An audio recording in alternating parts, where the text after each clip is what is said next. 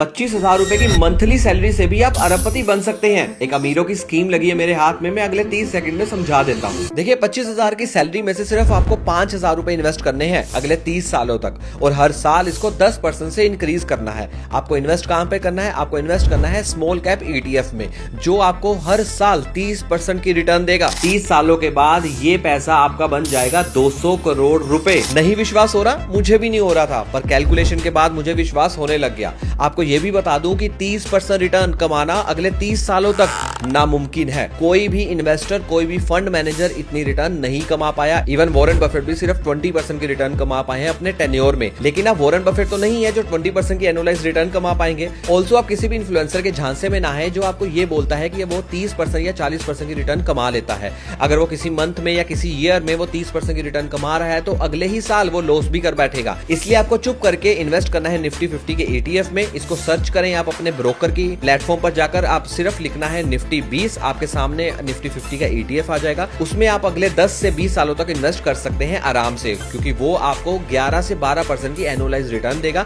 और अगर आप सेम 10,000 रुपए की SIP जो हर साल 10% से इंक्रीज हो रही है वहां पर करते हैं तो आपको 30 साल के बाद 5 करोड़ रुपए मिलेंगे। ऐसी और म्यूचुअल फंड्स और SIP से रिलेटेड कंटेंट के लिए आप हमारे पेज को फॉलो कर सकते हैं और हमारे टेलीग्राम चैनल को भी ज्वाइन कर सकते हैं, जिसका लिंक मेरी बायो में है।